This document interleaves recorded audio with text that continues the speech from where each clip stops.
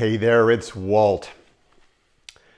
Life changes in an instant, in an ordinary instant. So begins the year of magical thinking, Joan Didion's beautiful, moving, ground-shaking memoir that begins with the death of her husband at the dinner table one night. Life changes in an instant, in an ordinary instant. And it does. 7 months ago, I was out for a run. It was a beautiful, crystal clear, still morning.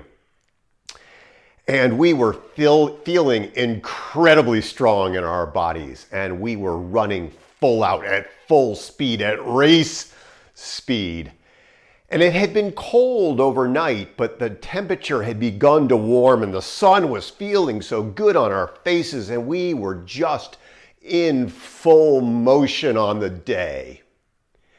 And we were coming down a fairly steep hill, and there were patches of what looked like wet, and I struck a patch that I thought was just moist pavement, and it ended up being black ice. And at full speed, my body went up in the air and came down on the pavement with a horrible thud. And fast forward to today, I'm fine. But in that moment, my body suffered this horrible concussive event. And for 7 long months, I struggled.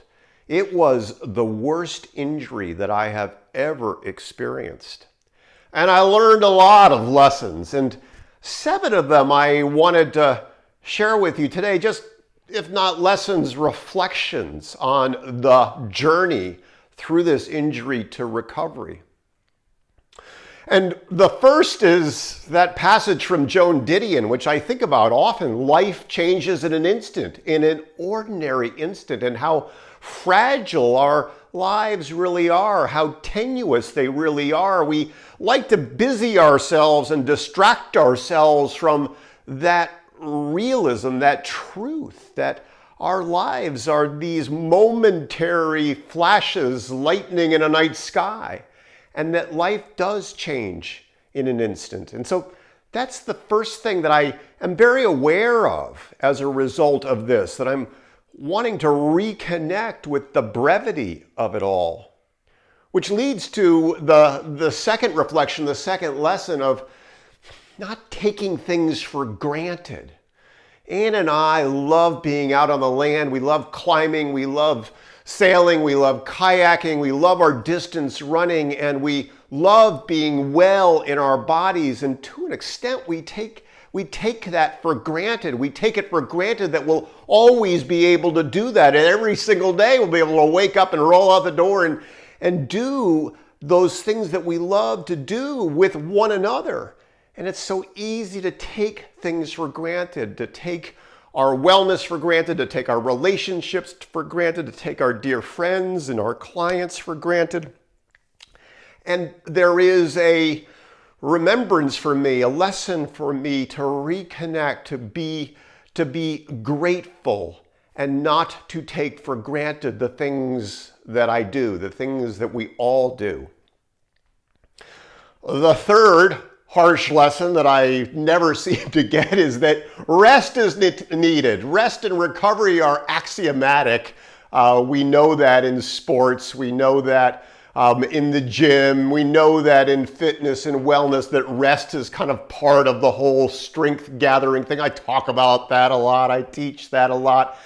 And yet how hard it is when your body or your spirit, your health or your mental health require it because you've been injured, to actually rest and to allow the recovery, to allow the healing. And at the same time, to remember that action is necessary too, that your body actually is designed to be in motion. and to act and to move. It's part of who we are. It's part of our humanity, and it leads to recovery. And in medical care, after a serious injury or after a surgery, now the protocols are to get you up and to get you moving. And a lot of times after you've been injured, you don't feel like moving. It doesn't feel good to move. And over these last 7 months, I have moved a lot. I've probably run a few hundred miles over the last several months in order just to keep in action, to keep moving, to keep going forward. And of course, between rest and action there is a balance. I wrote Journeys on the Edge years ago because I am aware that there is a balance to things, an edge to things. There's light and dark. There's storm and the clearing. There's always a balance to things, and getting that balance between rest and recovery for me has been so challenging. And within all of this, within the journey back to wellness, back to well-being, getting that balance right has required a patience.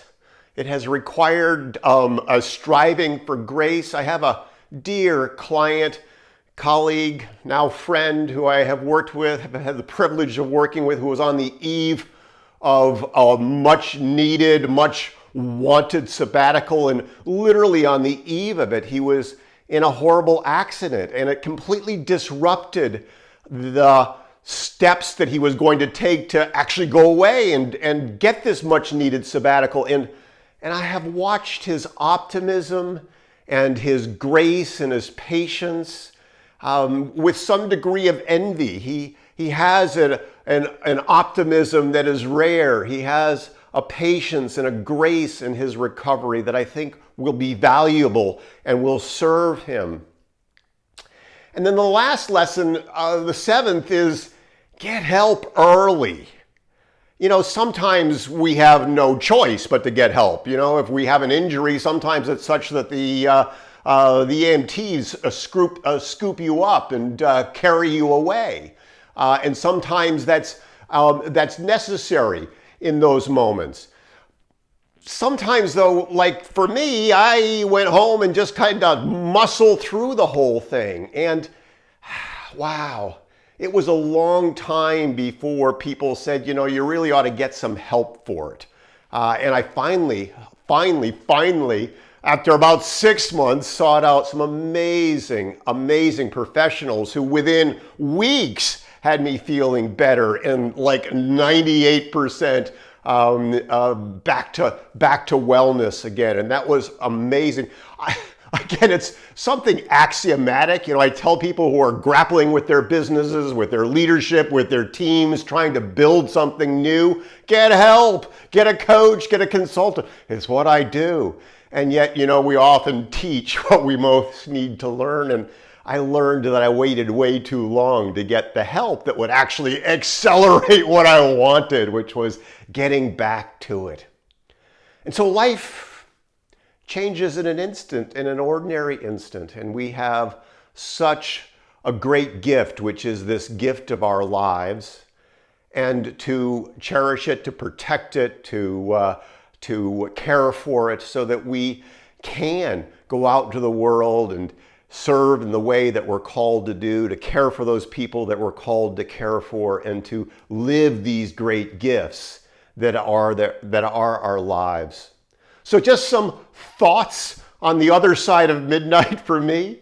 And I wish you a great rest of the day, a great rest of the week.